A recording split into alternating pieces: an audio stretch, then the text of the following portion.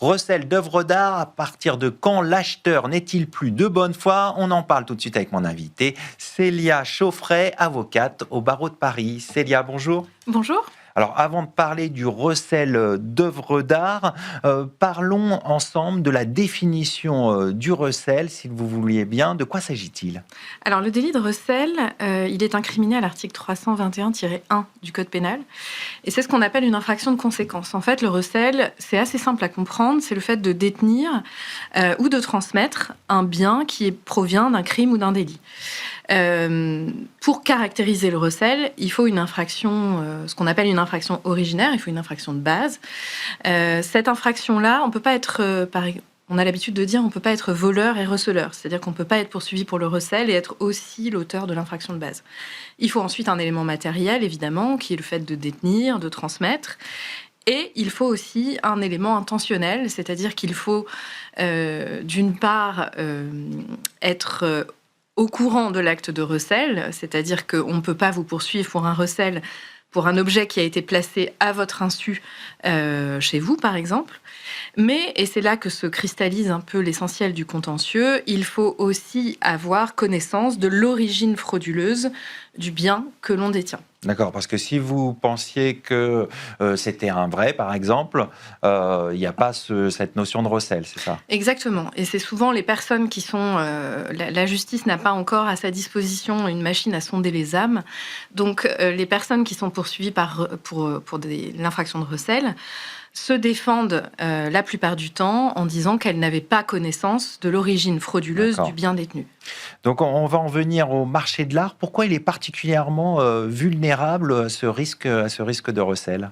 Alors le marché de l'art, c'est un marché sur lequel vont circuler, il y a beaucoup de transactions, il y a des œuvres qui circulent, donc ce sont des biens qui sont mobiles, très mobiles, même y compris au niveau international, des biens qui ont une valeur qui est importante.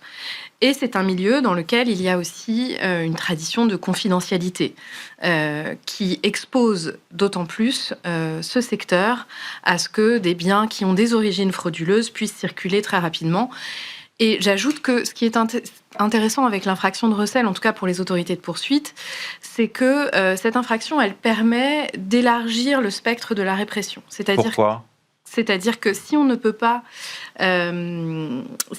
identifier ou retrouver les personnes qui ont volé une œuvre ou qui ont fabriqué un faux, eh bien, on va chercher à s'en prendre à ceux qui, entre guillemets, profitent de cette situation en faisant circuler cette œuvre, en la vendant, en la faisant circuler sur le marché. Et donc, ça va permettre aux autorités de poursuite d'attaquer aussi, non pas ceux qui sont à l'origine de la fraude, mais aussi ceux qui seraient intéressés à en tirer profit. Donc, on voit qu'effectivement, le périmètre est étendu. Absolument. Donc, on va s'intéresser à un autre point aussi, c'est la responsabilité des acteurs. Quelles sont clairement les responsabilités encourues pour les professionnels du marché de l'art et les collectionneurs ?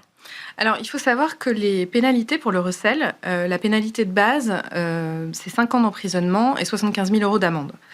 Ces pénalités qui sont quand même déjà importantes, exactement, sont des pénalités importantes et ça va concerner le collectionneur privé, celui qui achète pour sa collection personnelle. Les personnes qui sont des professionnels du marché, qui seraient poursuivis pour avoir utilisé les facilités de leur profession pour commettre le recel qu'on leur reproche, ces personnes-là, eh bien, les peines sont doublées. Donc là, on passe sur des pénalités qui sont extrêmement importantes, et ça, c'est ce qu'on appelle les peines principales. Mais à ces peines principales-là, il faut ajouter aussi les peines complémentaires. Et les peines complémentaires peuvent être extrêmement dissuasives, puisque c'est des peines de confiscation pour la personne morale, c'est-à-dire la société. On peut aller jusqu'à des peines de fermeture d'établissement. Donc ça va très loin. Voilà, c'est tout à fait, sont des pénalités qui sont tout à fait importantes.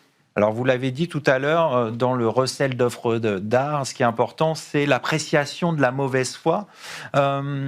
Pourquoi c'est central ? Alors, c'est central parce que Souvent, les autres conditions, elles vont être simples à retenir. Si on prend un exemple, on va prendre l'exemple d'une œuvre volée. Le vol, on va l'établir assez facilement. Ensuite, la question de la détention, on peut l'établir aussi assez facilement. On va trouver l'œuvre volée, prenons chez un marchand. La seule question qui va se poser, c'est le marchand en question, avait-il connaissance que cette œuvre provenait d'un vol ? Comme je vous le disais, les personnes qui sont poursuivies se défendent fréquemment en disant « mais je ne le savais pas ». Ce que les juridictions ont l'habitude de faire, c'est en réalité d'utiliser un faisceau d'indices. C'est quoi ce faisceau d'indices ? En fait, on va s'intéresser aux conditions factuelles qui ont entouré l'acquisition ou la détention de cette œuvre. Par exemple, une œuvre qui serait achetée par un marchand à un prix qui est très inférieur au marché, ça va attirer la suspicion. Les circonstances de l'œuvre, par exemple un paiement en espèces, une transaction qui se fait très vite, le fait que l'œuvre ne soit pas notée par le marchand dans son livre de police, le fait que l'œuvre soit ensuite revendue très vite. D'accord. Tout ça, ce sont des circonstances de fait qui vont permettre à des juridictions de considérer que le marchand ne pouvait pas ignorer que l'œuvre avait une origine frauduleuse. C'est des critères qui sont cumulatifs ou non ? Alors ça peut être cumulatif, c'est tout à fait cumulatif, c'est-à-dire que le faisceau d'indices, on va accumuler les indices. On va considérer que le prix, les modalités de paiement occultes, la détention de l'œuvre avec aucune traçabilité, le fait par exemple que le marchand n'ait pas posé énormément de questions sur la provenance de l'œuvre. Alors justement, cette question de la traçabilité, pourquoi c'est important ? Alors ça, ce sont des choses qui sont très importantes. On sait que le domaine du marché de l'art est identifié comme un secteur à risque. Au mois de janvier, là, très récemment, Tracfin a publié sa première note d'information de l'année 2026 qui est précisément consacrée au marché de l'art.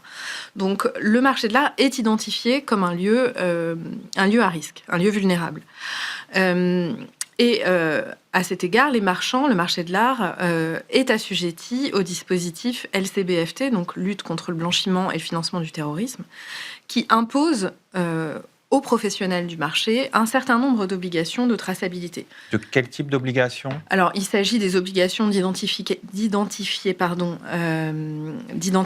les personnes avec lesquelles ils sont en transaction, d'identifier l'origine des fonds qui leur sont remis, et ensuite de mettre en place en interne des procédures de cartographie des risques. C'est toute une série de petites obligations de vigilance qui sont intéressantes parce que elles vont aussi protéger les professionnels. Pourquoi ?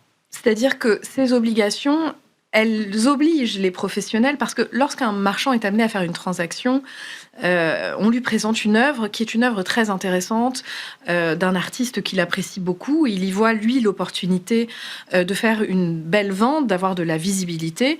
C'est obligé à être vigilant, c'est ça ? C'est ça. Et ces obligations, elles obligent le marchand à être particulièrement vigilant. Et de ce fait, elles vont l'obliger elles vont l'obliger à avoir des réflexes qui vont également le protéger d'un risque de recel. C'est comme ça qu'on se prémunit du recel. Exactement. On va conclure là-dessus. Merci Célia Chauffret. Je rappelle que vous êtes avocate au barreau de Paris. Merci. C'est la fin de cette émission. Merci de votre fidélité. Restez curieux et informés. À demain sur Be Smart for Change.